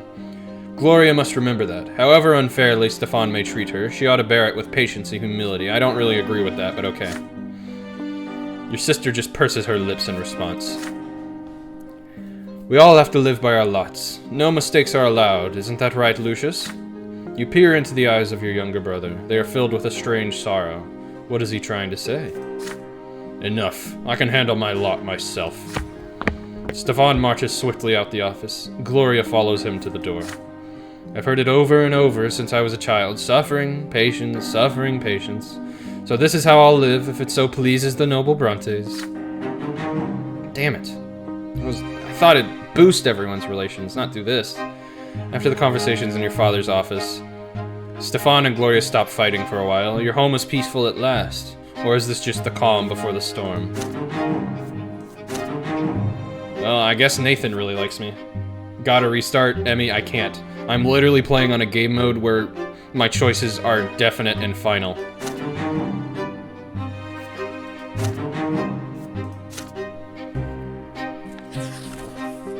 I know you're kidding, but like, I wanted to be sure you knew that. It is the morning of a very sultry day, and you are back at the office. You are beginning to get used to the duties of your new profession. Father visits you on the job now and then to see your progress and provide advice, but by now he is confident you can handle the work on your own. Today is your first case, assigned by the prefect himself. From the comfort of your chair, you go through the facts and circumstances of the case. The matter seems simple at first. Seeking some desperately needed financial gain, a noble from the less than wealthy El Avila family rented out a sizable portion of his estate to a well-off commoner by the name of Basil Young. All the rent payments are in order, and there is plenty of time before the lease is set to expire. But the commoner built a large dye works on the estate, and then El Avila, sorry, that's hard to say, suddenly filed a case with the prefecture to evict him. Eviction does not sound fair. I have studied property law. The rental agreement specifically states that the commoner, Young, has the right to construct any building on the land. Okay.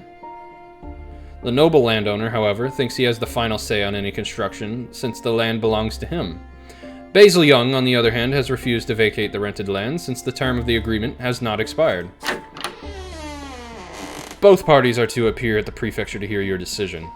The litigant, Sir El Avila, enters first. He is an aging noble who dresses far too colorfully for his years. He walks into your office with confidence and sits in front of you.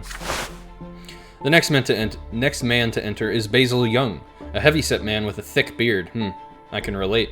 Clothed in an old jacket and clutching a hat. He stands by your desk and bows to you. Sir El Avila does not hesitate to speak first.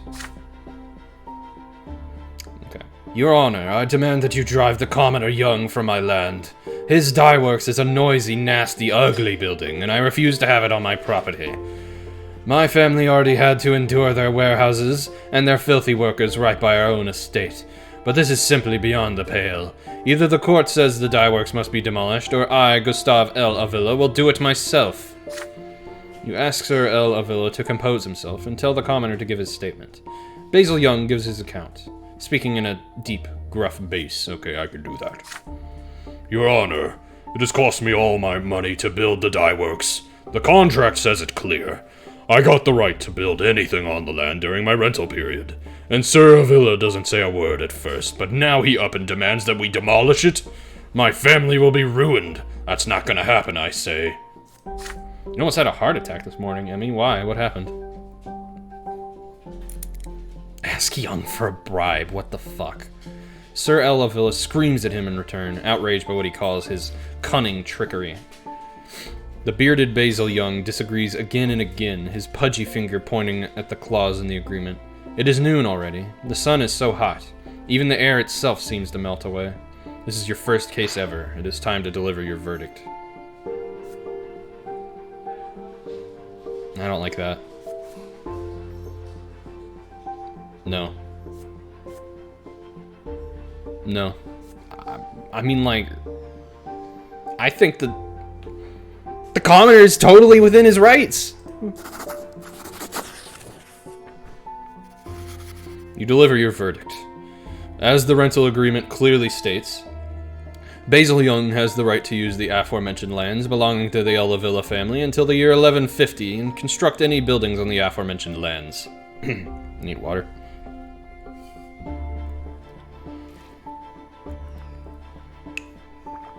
I see, Emmy.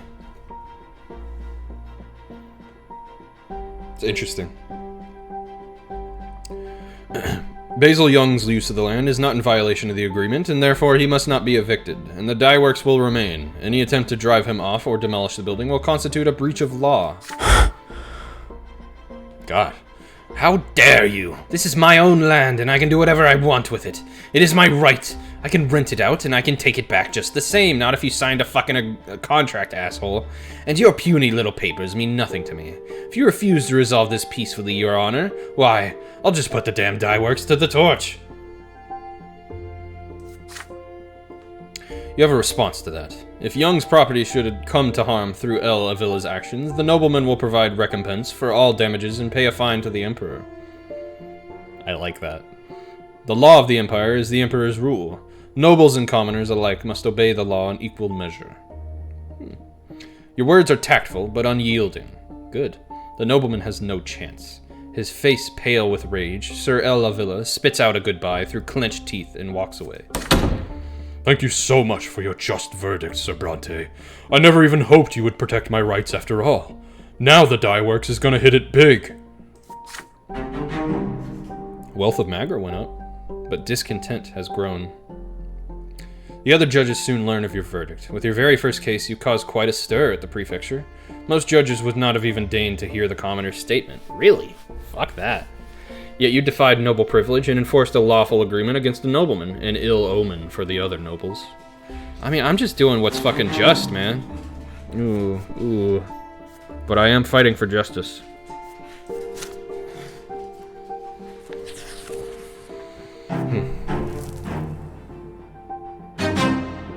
Chutes and ladders. Okay.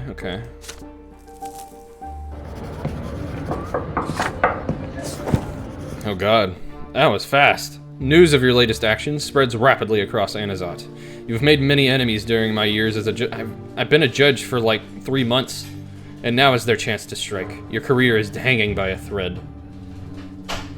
You have to fight off accusations, denouncements, and slanders just to retain your position. A quiet knock at the door interrupts your musing. The imposing figure of Judge Carlo Faccagraben solemnly floats into your office. We hardly see each other these days, Brante. I've decided to pay you a visit with the most cordial of intentions, of course. I've been hearing everywhere that things are not going well for you. So I asked myself the question, how could a man of your talents quarrel with almost all of Anazat high society? I'm sure you are simply misguided, but worry not, I will show you the way. Many judges see you as a threat. They think that your daring rulings... It's one! Are putting the entire prefecture in danger. Let's examine your latest case, for instance. Its outcome enraged all the nobility of the city.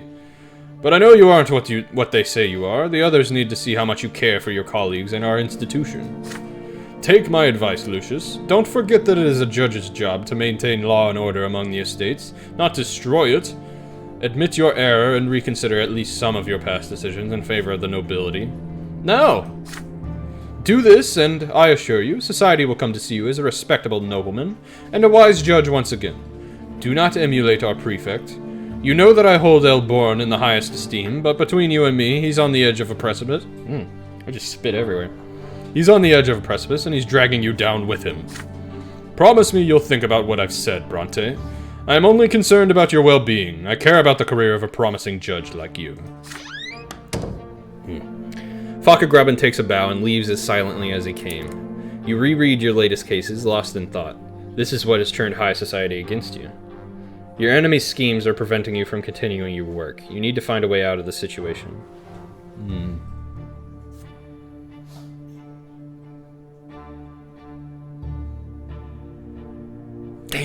Damn, if I had one more diplomacy, I could have done this. That sucks. I'm not annulling my decisions.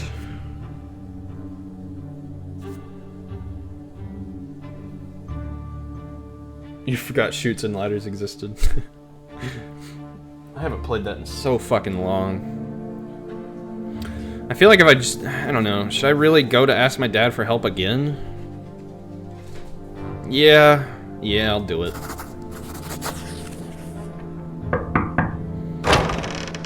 You walk swiftly into your father's office. No matter what happens, he will always come to your aid.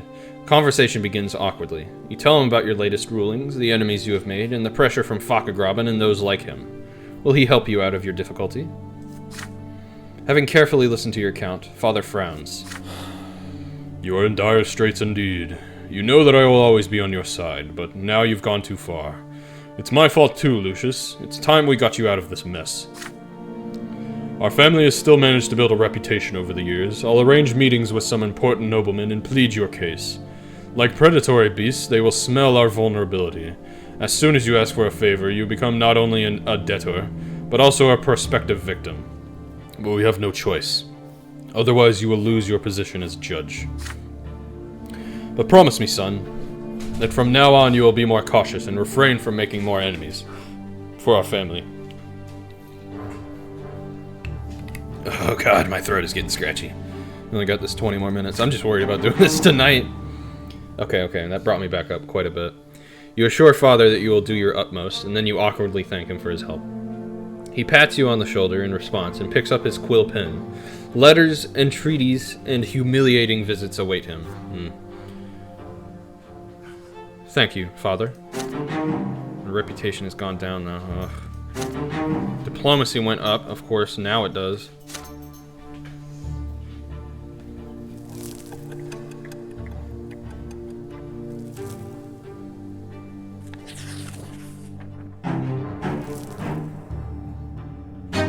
A moment of respite. Okay. Let's see.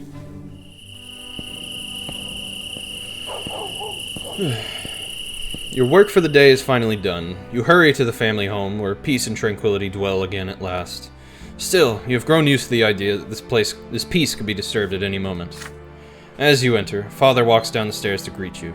He smiles, happily and warmly. Lucius, my dear son, you're spending so much time at work. Look, you can barely stand. You need some rest. Please, stay at home with us for a while.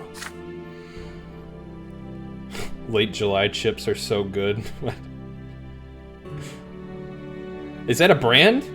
I've never even heard of that brand. I thought you were saying, like, the time. I was like, it's August. Anyway. Surely your work can wait. You've earned yourself a moment of respite.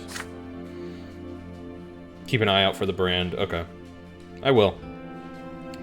You consider his words for a moment and agree. Overjoyed, Father takes your hand and leads you to the sitting room. Oh, they do tortilla-style chips. Okay, sounds good. You spend several days resting in the family home, where your troubles are distant and your family is close. They tell you their news, you carefully share yours. You spend the evenings together on the porch, just like in the good old days, listening to Father's stories of your family's history, sharing laughter over memories of childhood. It is late now. Cicadas buzz quietly in the garden. The windows of the bedrooms glow with a warm light. You recline in a wicker chair with a glass of good wine. There's no place like home. Oh yeah! Oh yeah! Look at all this lovin'! I love it!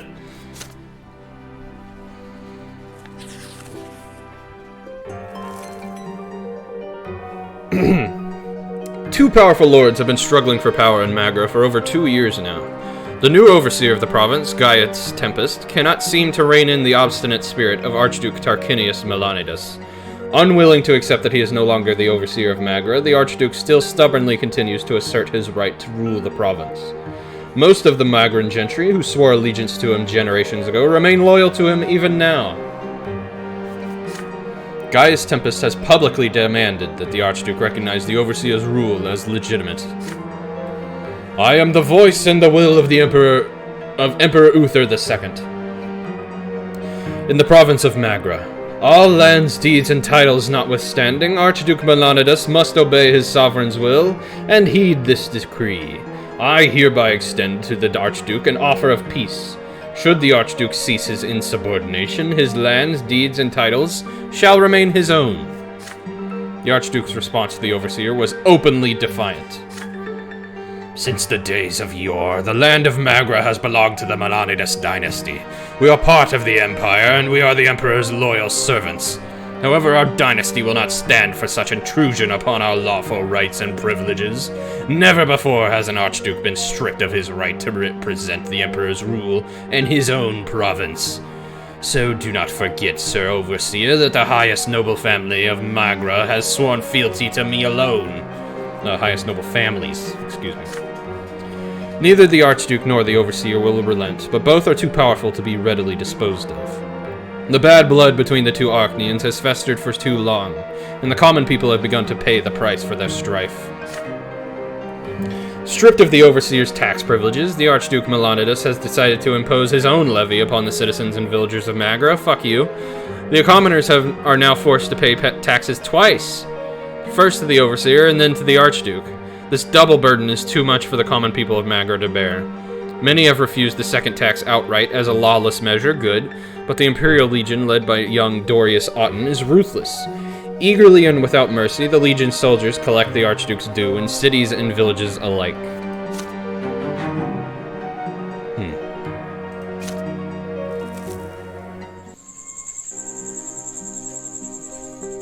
This last year has been an ordeal for your family. The pains taken to be ennobled by the sword, the close attention of the city aristocracy, the squabbles between Stefan and Gloria. Tonight, your preoccupied father has gathered the entire family around a table in the backyard. The sun is almost set, and there is a soft breeze. But instead of a meal in the open air, you are going to attend a family meeting. Excuse me. In the middle of the table, you see an open gilded box. It is full of jewels. Archduke Melanidas himself has bestowed this gift upon us. It is a surprise indeed. I thought you all had a right to know. I don't want to accept this. Father unfolds a letter lying beside the box. Sir Robert Brante, I bestow this... What was that? I bestow this precious box upon you and your family as a symbol of the care with which I treat the people of my province. Pray, accept this gift and remember with whom the loyalty of the true nobles of Magra lies. Archduke of Magra, Tarquinius of the Melanidas. The family stares in amazement at the jewels sparkling in the last rays of sunshine. It is worth quite a fortune. But the Archduke is fully aware that I am on the side of Prefect Eldborn and Overseer Gaius Tempest. Could he really expect our loyalty to be bought so brazenly? On the other hand, the Archduke is not demanding anything of us, and our family has borne a lot of expenses recently. Father, no one is forcing you to side with Melanidas. Who are we in comparison to the Archduke anyway?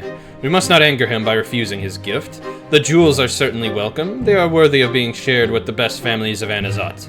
They will pave our way to the nobility of the sword. Mother shakes her head glumly. Oh, Robert, I have a feeling this gift bodes ill. It may be an impertinence on my part, but I do not want our family to be indebted to the Archduke. I agree. Certainly not. Accepting gifts from Melanidas, he's infamous for oppressing the commoners and robbing villages blind with his taxes. Tomato potato! You're doing a hydrate, but you did it for you. Well, guess what? I'm drinking too.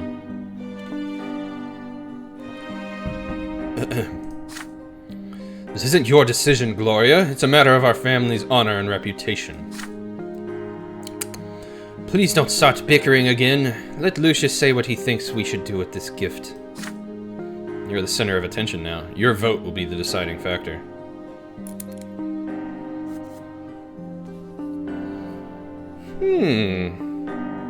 No. I do just sell, jeez. I just want to decline, honestly. Yeah.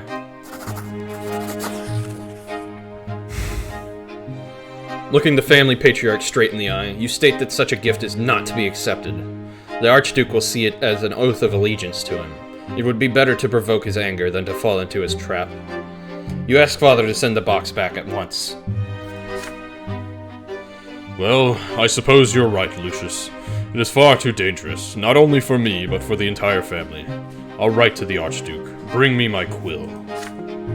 It's your decision, Father, but please consider how much we stand to lose. There are no jewels I would not renounce to keep you safe. Mother, Nathan, and Gloria cast grateful looks at you. Even Stefan accepts Father's decision after some grumbling. Sorry. You spend the rest of the night around the table, resting, conversing pleasantly. Bye, Hunbun. And amusing yourselves. For the first time in a long while, there is nothing casting a shadow over your home. The Archduke does not deign to reply to Father's letter. No one expected otherwise. Does the Archduke count you among his enemies now, or has he forgotten about your existence? But why waste time guessing when you have a moment of peace to enjoy? Ha! Fuck you. There's only one disadvantage. You do not have a single coin tucked away in the family treasury.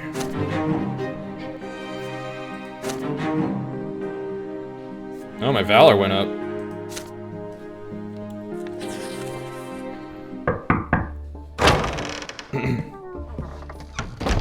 You have just completed your first year of service at the prefecture. Several days after your second year begins, there is a knock at the door. You look up from your paperwork and tell the visitor to come in. Sir Elborn's secretary slips in quietly. The prefect has an important matter to discuss with you in his office. Augustin Elborn looks weary and aged, but he greets you with his usual characteristic warmth. You take a seat in a comfortable chair across from him. Sir Elborn asks his secretary to pour you and him some wine. Sir Brante, good to see you. I hope the judge's trade is coming easily to you now. I must admit, I've been watching your first cases closely. You've already had to resolve a rather difficult land dispute between a commoner and a noble. We will see even more litigation of this kind in our province in the future. Now it is time for you to answer an important question. In this great dispute between the two estates, where will you stand as a judge? Take a look around you. Life in the Empire, as we know it, is changing. It is our duty as nobles and judges to make peace between all the estates on the basis of law. However, the prefecture faces a great hindrance in its pursuit of this goal. Many nobles are still determined to abide only by the traditions of old, especially the Archnians. For those nobles, the only law above them is the Court of Honor, where noble ranks and duels decide everything. They reject the jurisdiction of the prefecture and outright defy the newer laws and regulations of the Empire. This is to say nothing of what happens when an Archnian has a dispute with a human commoner. Some Archnians would rather cut a human down then and there than waste time on what they see as pointless litigation. Even though the law says that all the Emperor's subjects have the right to a fair and just trial. That sounds like Archnians. One of the most flagrant violators of the law is Dorius Otten, the commander of our province's military. You've encountered him before, haven't you? I think so, yes. Have I? Oh yeah, that guy. Yeah. That Archnian nobleman is a notorious duelist. Anyone who crosses his path risks insulting his honor. His sword has ended the lives of many human nobles, not to mention all of the commoners who have been unlucky enough to run afoul of him when he was bored. Surely you realize, Brante, that we are the only ones who can protect these people. The lowborn lot forbids a commoner to arm himself, and even those who would rather defy their lot have no chance against Dorius Otten, one of the most skilled Archnian swordmasters. Otten cannot be allowed to commit murder with impunity. We have to stop him and all the others who act as he does. Imperial law must prevail over their barbarous traditions. But as of now, I have no authority to put Otten on trial. Our province still abides by the old traditions, and humans are powerless against the dynastic power of the Archnian aristocracy. Putting an Archnian on trial for his crimes would be unthinkable at best. We have to work gradually to change this, Brante. I need you as an ally. What we have to do is strengthen the power of imperial law in Magra, so that eventually everyone will respect the law, from humble beggars to highborn Archnians. We must show everyone that the law is not a noble instrument of oppression against the common folk. Like the divine law, imperial law must stand above all, with no regard for birth, rank, or title. This is why I have decided to address you today, Lucius Brante. Side with the law, side with your father and myself. Side with justice in every case, always, no matter who stands trial before you, be they lowly commoner or noble elite. With enough precedence, we will put an end... well, okay. I guess you can say precedence that way, sure. We will put an end to highborn tyranny, ensure that the law is respected throughout the province. But I must warn you, even here at the prefecture, I am not all-powerful. Many judges oppose my point of view, not openly, at least not yet. But I am certain they will work against us in the shadows. The line was good, the part about law. I mean, there was a lot about law. You see precedence versus precedence. Yeah, I agree, I mean. It's a toss-up, you could say either, really. Now, Brante, what is your answer? Are you ready to side with me and change our province for the better? Are you prepared to support me against the high-handed gentry and defend the common folk from the likes of Dorius Otten? Abso-fucking-lutely.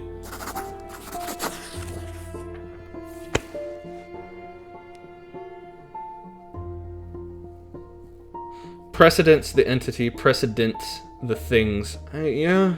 I've just never... I mean, like, you know, I'm in fucking law school, and I never really hear people refer to it that way. I just hear it referred to as the entity. And it's whatever. You nod energetically, determined to support Elborn and bring nobles and Archnians under the rule of imperial law. You realize the risk, but for the future of the Empire and its subjects, you were willing to face them. You seal the promise with a handshake. The prefect leans back in his big chair and points at the glasses full of wine. Oof. Should have had the Lucius Light proofread, I know, right? That's what this whole stream is. That's what this whole series is. It's just me proofreading this. I never doubted you, Brante. With your potential and youthful zeal, nothing will stop us. And now, a toast to the triumph of law in Magra. Your glasses clink melodically. Yeah. I'm sorry, I always struggle to read that word. The prefect takes a sip and then puts the glass down to instruct you further. Thumbs down on stream. Nah. Try harder next time. That's my advice to the writers of this. I'm kidding. This is written beautifully. It's just like nitpicky things, really. Remember to be cautious. Between the powerful nobles and many other judges of the prefecture, there will be no shortage of enemies on this path. There will be times when I will be unable to help you. My own position is too unstable as it is. So please do not draw too much of their ire. Letting their wrath reach you is the last thing I want. Last but not least, we mustn't be hasty. If we move too fast and enforce the law against the nobles too soon, they might take up their swords as they have before. We have to prevent an uprising and avert bloodshed. At all times, be just, but also wise and alert. I'm glad to see you on the side of justice. I'm counting on you, and you can count on me in return, Lucius Brante. May luck be with you in service to the Empire. Cool. The promise. You return to your desk, or your office, your desk covered with endless paperwork, as always. At first glance, nothing has changed, but now you realize the great and important cause working quietly behind your daily grind. Deep in thought, you sit at the desk once again. What fate awaits you in service to this cause?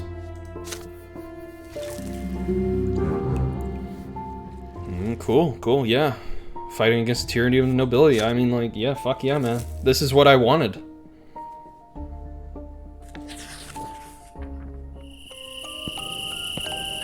Okay. Since I have, like, 2 minutes before 11, I'm just gonna go ahead and end it here. We will pick up with this segment on an old friend soon. And, we'll see where that takes us. But yeah, I love this. I'm loving getting through this. I hope people watching are loving it too. It's a good time. VOD viewers, this will be it until tonight, and I hope to see you in the next one.